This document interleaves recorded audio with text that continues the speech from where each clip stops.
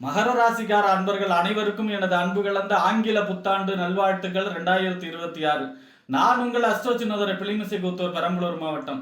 2026ஆம் ஆண்டு மகர ராசிக்காரர்களுக்கு எப்படி இருக்கும்? இந்த 2026ஆம் ஆண்டு மகர ராசிக்காரர்களுக்கு ஏற்படக்கூடிய மாற்றங்கள் என்ன, யோகங்கள் என்ன, இந்த வருடம் இந்த மகர ராசிக்காரர்களுக்கு எப்படி இருக்கும், இந்த வருடம் செய்யக்கூடிய வழிபாடுகள் என்ன, பரிகாரங்கள் என்ன, எந்த விஷயங்கள்லாம் கவனமாக இருக்க வேண்டும், இந்த மொத்தத்தில் 2026ல் மகர ராசிக்காரர்கள் அவர்கள் அனுபவிக்கக்கூடிய பலன்கள் என்ன என்பதையெல்லாம் பற்றி இந்த காணொலியிலே பார்ப்போம். இது போன்ற தொடர்ந்து ராசி பலன்களை தெரிந்து கொள்ளவும், ஜோதிட தகவல்களை தெரிந்து கொள்ளவும் நமது சேனல் அஸ்ட்ரோ சின்னதுரை சப்ஸ்கிரைப் செய்து கொள்ளுங்க, லைக் பண்ணுங்க, நண்பர்களுக்கு ஷேர் பண்ணுங்க. அதாவது பார்த்தீங்கன்னா 2026 அப்படிங்கிறது கூட்டியன் நியூமராலஜி படி 10, அதாவது சூரியனுடைய 1ஆம் நம்பர் சூரியனோட ஆதிக்கத்தில் பிறக்குது. தமிழ் வருடம் விஸ்வாவசு வருடம் நடக்குது. இந்த விஸ்வாவசு வருடத்துடைய ராஜா யாரு அப்படின்னா சூரியன் தான். அப்போ தமிழ் வருடப்படியும் இப்போ நடக்கிற சூரியனோட ஆதிக்கம், இங்கிலீஷ் வருடப்படியும் பார்த்தீங்கன்னா நியூமராலஜி படி 1ஆம் நம்பர் சூரியனோட ஆதிக்கமாக இருக்கு, சூரியனோட ஆதிக்கத்தில் இருக்கு இந்த வருஷம். அப்போ பார்த்தீங்கன்னா அரசியல் மாற்றங்கள், அரசியலில் சீர்திருத்தங்கள், நிர்வாக சீர்திருத்தங்கள், பொதுவாக மருத்துவத்துறையில் புதிய கண்டுபிடிப்பு, மருத்துவத்துறையில சீர்திருத்தங்கள், அதே போல் பார்த்தீங்கன்னா ஆன்மீக முன்னேற்றம், எப்போதும் இல்லாத அளவுக்கு மக்களிடையே ஆன்மீக முன்னேற்றம், ஆன்மீக விழிப்புணர்வு ஏற்படக்கூடிய அமைப்பு, இந்த மாதிரியான புது பலன்கள் நடக்கக்கூடிய வருடமாக இருக்கிறது. இப்போ இந்த மகர ராசியை பொறுத்த வரைக்கும் 2026ங்கிறது ஒரு முக்கியமான வருஷம். அப்படின்னா 7.5 வருஷமா 7.5 நாட்டு சனி, குரு 6ல், அதை விட்டு மழை விட்டு துவானா விடாத மாதிரி 6ல் குரு, இப்படி தொடர்ந்து ஒரு 8.5-9 வருஷமா கஷ்டம். மகர ராசி ஸ்ரீராமர் எப்படி 12 வருஷம் அரண்மனை வாழ்க்கையை தொடர்ந்து வனவாசம் போனாரோ அதை விட அதிகமான கெடுபலன்களை மகர ராசிக்காரர்கள் கடந்த 8.5 வருஷமா அனுபவிச்சுட்டு இருக்காங்க. அப்போ அவங்களுக்கெல்லாம் ஒரு பெரிய வரப்பிரசாதம் 2026ல் பெரிய மாற்றங்கள், பெரிய திருப்பங்கள், ஒரு பெரிய மாற்றம், முன்னேற்றம் ஏற்படக்கூடிய, திருப்புமுனை ஏற்படக்கூடிய ஆண்டாக திகழப்போகிறது 2026 மகர ராசியை பொறுத்த வரைக்கும். ஏன் அப்படி சொல்கிறேன் அப்படின்னா, வருடத்துடைய ஆரம்பம் ஜூன் மாதம் 2ஆம் தேதி வரைக்கும் குரு பகவான் உங்களுக்கு 6ஆம் இடத்துல சஞ்சரிக்கிறார். அதாவது 3க்கும் 12க்கும் உடையவர். 3ஆம் இடம் முயற்சி ஸ்தானம், வெற்றி, இளைய சகோதரம், ஒப்பந்தம், கையெழுத்த சொல்லக்கூடிய இடம். 12ஆம் இடங்கிறது விரய ஸ்தானம், அயன சயன போகஸ்தானம். இந்த 3க்கும் 12க்கும் உடைய குரு பகவான் 6ஆம் இடத்துல சஞ்சரிக்கிறார். 6ல் குரு ஊரில் பகை அப்படின்னு சொல்லுவாங்க. நோய், எதிரி, ஒம்பு, வழக்கு, கடன், உத்தியோகஸ்தானம். அப்போ 7.5 நாட்டு சனி செஞ்சது பத்தாதுன்னு இந்த 6ஆம் இடத்துக்கு குரு வேற பார்த்தீங்கன்னா நோய், எதிரி, வம்பு, வழக்கு, கடன், கோர்ட்டு கேஸ், இந்த மாதிரியான பிரச்சனைகளை கொடுத்துட்டு இருக்காரு ஜூன் மாதம் 2ஆம் தேதி வரை. அப்போ இந்த ஜூன் மாதம் 2ஆம் தேதி வரை வியாழக்கிழமை தோறும் குரு அல்லது தட்சிணாமூர்த்திக்கு நெய் தீபம் ஏற்றி வழிபாடு செய்யணும். அதே போல் பார்த்தீங்கன்னா பெரிய பெரிய மகான்களுடைய ஜீவசமாதி சென்று வழிபாடு செய்கிறது. வியாழக்கிழமை குருமார்கள் வழிபாடு செய்வது ஜூன் 2 வரை மகர ராசிக்காரர்களுக்கு யோகத்தை செய்யும். ஜூன் 2க்கு அப்புறம் குரு உங்கள் ராசிக்கு 7ஆம் இடத்துல வரார். குரு பார்க்க கோடி தோஷ நிவர்த்தி. 7ஆம் இடத்துங்கிறது கணவன் அல்லது மனைவி ஸ்தானம், நண்பர்கள் ஸ்தானம், கூட்டு தொழில், சமூகம், வாடிக்கையாளர்கள் சொல்லக்கூடிய இடம் 7ஆம் இடம். 7ஆம் இடத்துல குரு பகவான் சும்மா வரல, உச்சமாக வருவார். அவர் நீச்சமாகிற இடம் உங்கள் ராசி, ஆனால் உச்சமாக வர்றார் 7ஆம் இடத்துல. உச்சமாக வந்து உங்கள் ராசியவே பார்க்குறார், அதுவும் 7வது பார்வையாக. குருவுக்கு 3 பார்வைகள் உண்டு. 3 பார்வையில் 7வது பார்வை தான் முழு பார்வை. 5வது பார்வையோ 9வது பார்வையோ முழு பார்வை கிடையாது. 7வது பார்வை தான் முழு பார்வை. அப்போ முழு பார்வையாக உங்கள் ராசியை பார்க்குறார். குரு பார்க்க கோடி தோஷ நிவர்த்தி. அடுத்ததாக பார்த்தீங்கன்னா உங்கள் ராசிநாதனையும் 9வது பார்வையாக சனியவும் பார்க்குறார். ராசியும் பார்க்குறார், ராசிநாதனையும் பார்க்குறார். அப்போ 2026 பொறுத்த வரைக்கும் ஜூன் 2க்கு அப்புறம் மகர ராசிக்கு ஒரு பொற்காலம். ஏன் அப்படின்னா திருமணம் சம்பந்தமான முயற்சிகள்லாம் கைகூடும், குழந்தை பிறப்பிறக்கும், கரு உண்டாகக்கூடிய அமைப்பு, வீடு கட்டக்கூடிய அமைப்பு, நிலம் வாங்கக்கூடிய அமைப்பு, இடம் வாங்கக்கூடிய அமைப்பு, கடனை இந்த 8.5 வருஷமா தோண்டிய பள்ளம் கடனெல்லாம் அடைக்கக்கூடிய அமைப்பு. அதே போல் பார்த்தீங்கன்னா இந்த பிரிந்த கணவன் மனைவிகள்லாம் சேரக்கூடிய வருஷம் 2026 ஜூன் 2க்கு அப்புறம்.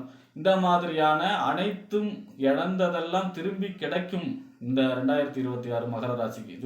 அதுவும் பார்த்தீங்கன்னா ஜூன் 2க்கு அப்புறம் இந்த 8.5 வருஷமா மகர ராசிகள் இழந்தது அனைத்தையும் கிடைக்கும் அப்படிங்கிற நம்பிக்கையாவது பிறக்கக்கூடிய ஆண்டாக இந்த 2026 மிக அற்புதமாக அமைகிறது. அப்போ குரு பெயர்ச்சிக்கு அப்புறம் மகர ராசிக்காரர்களுக்கு மிக அற்புதமான நாட்கள், அற்புதமான வருடம், அற்புதமான செயல்கள் நடைபெற போகிறது 2026 ஜூனுக்கு அப்புறம். அடுத்ததா பாத்தீங்கன்னா உங்க ராசிநாதன் சனி. சனி 3ஆம் இடத்துல இருக்கார். முயற்சி ஸ்தானம், வெற்றி ஸ்தானம், இளைய சகோதர ஸ்தானம், ஒப்பந்தம், கையெழுத்தெல்லாம் சொல்லக்கூடிய இடம். 3ஆம் இடத்துல சனி சஞ்சரிக்கிறதுனால பொதுவா பாவகிரகம் 3, 6, 10ல சஞ்சரிப்பது நன்மை. அப்ப அந்த வரிசையில 3ல சனி சஞ்சரிப்பது உங்களுக்கு நன்மையான பலன்களை தரும்.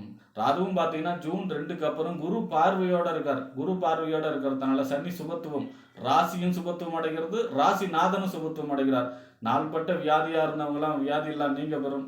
அதே போல பார்த்தீங்கன்னா சிந்தனை செயல்கள் எல்லாம் தெளிவு பெறும். இது வரைக்கும் பயந்து அதே போல ஒரு செயலை செஞ்சா அடி வாங்குவோமா அப்படிங்கிற மாதிரி, அதாவது எதை தொட்டாலும் நஷ்டம் அப்படிங்கிறத அனுபவிச்சு அனுபவிச்சு அதே பழக்கமாகி இது செய்யலாமா வேண்டாமாங்கிற தயக்கம்லாம் மாறக்கூடிய வருடம் இந்த 2026 மகர ராசியை பொறுத்த வரைக்கும். சிந்தனையில தெளிவு, தேக ஆரோக்கியம், அதே போல பார்த்தீங்கன்னா எதை தொட்டாலும் முயற்சிகள் அனைத்தும் வெற்றி. நம்ம ஃபர்ஸ்ட் எடுக்கக்கூடிய முயற்சி எல்லாம் 3ஆம் இடம் தான். அப்போ அந்த 3ஆம் இடத்துலயே சனி இருக்கார், குரு பார்க்கிறார். அப்படிங்கும்போது நம்ம எடுக்கிற முயற்சி எல்லாம் தடையில்லாமல் வெற்றியை கொடுக்கும். அதை விட முக்கியமா 3ஆம் இடத்துல சனி ராசிநாதன் இருக்கும்போது தைரிய ஸ்தானம், எதா இருந்தாலும் பார்த்துக்கலாம் அப்படிங்கிற மாதிரியான தைரியத்தை கொடுக்கக்கூடிய அமைப்பு. வெற்றி ஸ்தானம், எதை தொட்டாலும் வெற்றி கொடுக்கக்கூடிய அமைப்பு. ஒப்பந்தம், கையெழுத்து இதெல்லாம் கிடைக்கக்கூடிய வருடமாக இருக்கிறது. அதாவது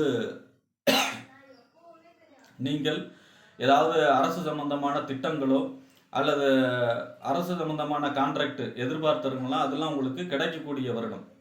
ஏன்னா 3ஆம் இடங்கிறது ஒப்பந்தம், கையெழுத்து. உங்க இடத்தையோ நிலத்தையோ நல்ல விலைக்கு விற்கக்கூடிய அமைப்பு. நில இட சம்பந்தமா கோர்ட்டு கேஸ் எல்லாம் சந்திச்சவங்களுக்கு அதெல்லாம் உங்க பக்கம் தீர்ப்பாக்கக்கூடிய அமைப்பு, உங்களுக்கு ஜெயிக்கக்கூடிய அமைப்பு. கோர்ட்டு கேஸ், வம்பு வழக்கெல்லாம் ஜெயிக்கக்கூடிய வருஷம் 2026. அதுலேயும் குறிப்பா ஜூன் மாதம் 2ஆம் தேதிக்கு அப்புறம் அதெல்லாமே உங்களுக்கு சர்வசக்தமா வெற்றியை கொடுக்கக்கூடிய அமைப்பாக இருக்கும். அடுத்ததா பார்த்தீங்கன்னா உங்க ராசி 2ல இருக்கார் ராகு. 2ஆம் இடங்கிறது வாக்கு, தன, குடும்பம், வருமானம் அப்படின்னு சொல்லக்கூடிய இடம். 2ஆம் இடத்துல ராகு இருக்காரு அப்படின்னா குரு பார்க்கிறார். ஜூன் 2ஆம் தேதி வரை குரு பார்க்கிறார். குரு பார்வையில ராகு கோதண்ட ராகுவாக செயல்படுறார். ராகு எங்க இருக்காரோ அந்த இடத்தை விரிவுபடுத்தும், பெரிதுபடுத்தும். அப்ப ராகு குரு பார்வையில் இருக்கிறதுனால பொருளாதார சம்பந்தமான பிரச்சனைகள் ஓரளவுக்கு முடிவு வரும். அதாவது பார்த்தீங்கன்னா கேட்ட இடத்துல கடன் கிடைக்கிறது, இல்லது உங்களுடைய பணம் எங்கேயாவது பெண்டிங் இருந்தால் அதெல்லாம் வந்து சேரக்கூடிய வருஷம். அதே மாதிரி பார்த்தீங்கன்னா 2ஆம் இடத்துல ராகு இருக்கும் பொழுது வீட்டிலே சுப நிகழ்ச்சிகள் பிரம்மாண்டமாக அதிக செலவுகளோட நடைபெறக்கூடிய வருடம்.